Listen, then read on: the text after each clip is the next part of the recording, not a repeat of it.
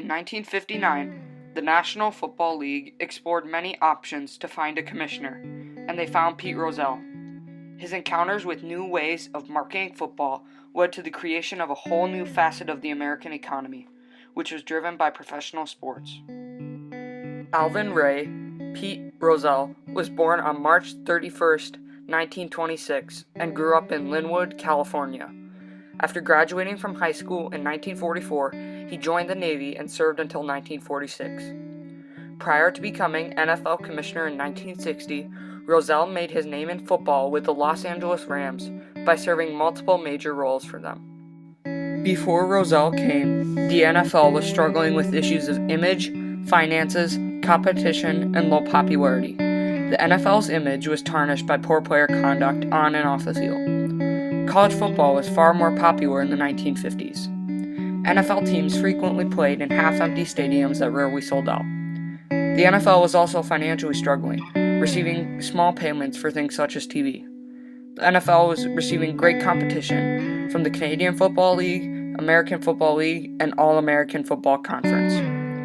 The NFL was greatly struggling to become popular, which set the stage for Rozelle. When Rozelle took over as commissioner of the NFL in 1960, no one knew what would happen. The answer? A complete metamorphosis of the NFL from an afterthought in American sports to an economic powerhouse that is now known as the pinnacle of the sports world. Rozelle handled everything with great poise, leading to major financial windfalls for the NFL.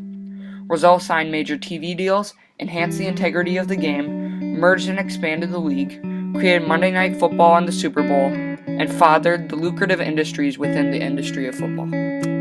Rozelle's major television deals kick-started the rise of the NFL. Many multi-million-dollar deals with CBS, NBC, and ABC that began in 1962 helped all facets of the NFL. When asked about marketing, Rozelle emphasized that his main concern was for the betterment of the sport and understanding the delicate relationship between television and football.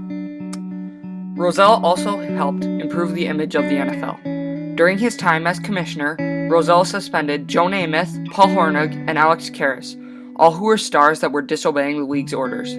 These moves earned great approval from fans and owners alike. He was known to want to rid the NFL of any suspicion of evil. Arguably the greatest thing Rozelle did for the economics of the NFL was merge with the American Football League in 1970. Eliminating competition was financially beneficial for both leagues. The NFL-AFL championship game, which would come to be known as the Super Bowl, was played between the two champions of the conferences of the NFL. In his first 2 years, the NFL received approximately $90 million from this event.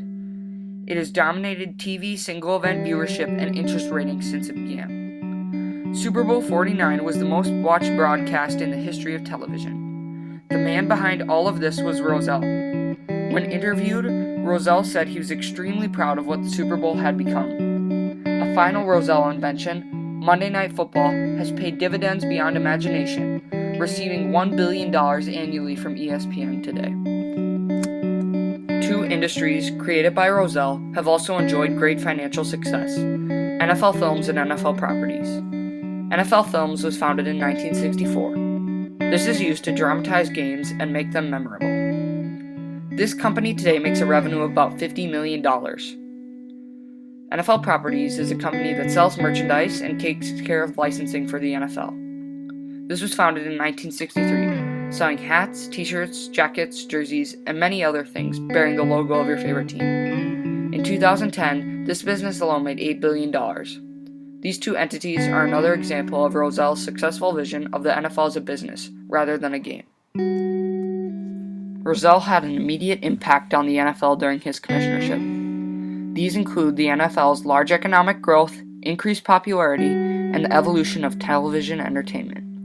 Although these ideas have been formally stated, the extent of the impact that Rozelle made were so significant that they need to be emphasized more meticulously.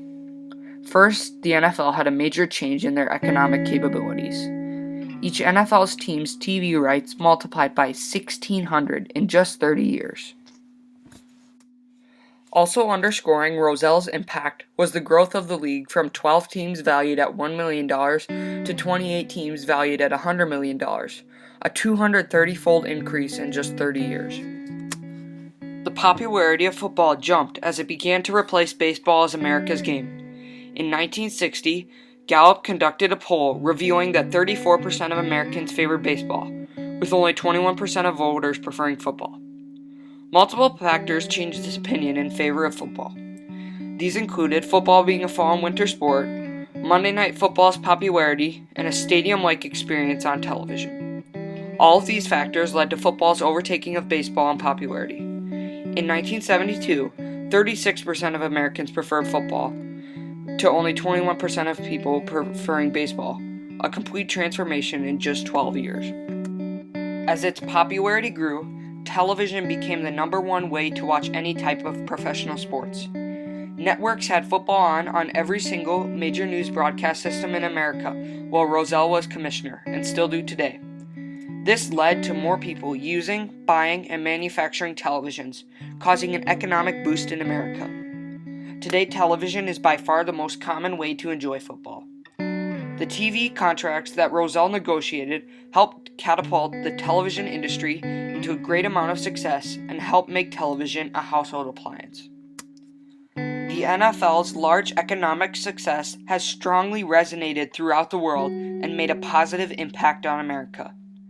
Rozelle's ideas have had long-term impact by making sports a huge entertainment business, improving cable and satellite television businesses, and creating millions of jobs.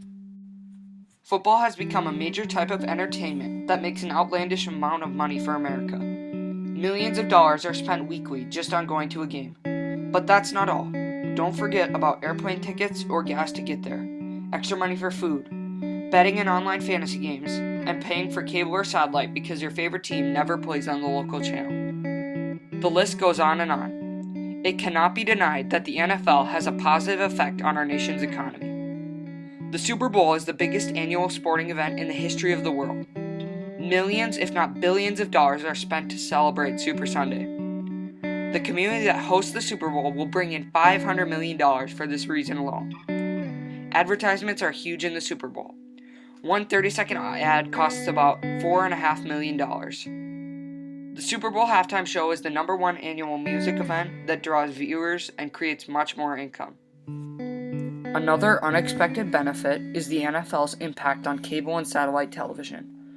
More television options have been created to reap the benefits of the NFL's television deals.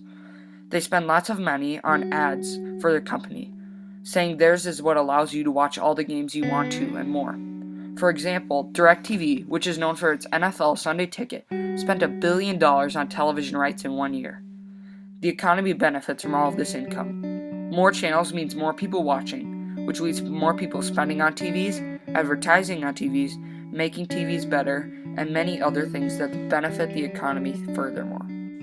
The final but most important effect that the NFL has made is the creation of jobs. NFL Network, which is valued at about $5 billion, creates many jobs. Athletes such as Deion Sanders and Michael Irvin have found work after football, not to mention all the behind-the-scene workers that make this all happen. New positions, such as fantasy football and draft analysts, have been created. The billion-dollar fantasy sport industry needs people to run it, maintain it, and advertise for it. This is just scratching the surface. Millions of jobs are affected by the NFL's reach. Construction workers are needed to build stadiums and parking lots for games. Restaurants will be needed for use before and after these games. Hotels will be needed for traveling fans. Cars and planes are needed for transportation usages. Engineers are needed to be able to design stadiums and other structures, such as statues in front of stadiums. Electric companies will benefit from all the lights used to illuminate the stadium. Heating and cooling companies need to have top designs to help keep a stadium at a comfortable temperature. To put this in a nutshell, the NFL has benefited many industries in the economy and changed millions of lives for good because of Pete Rozelle.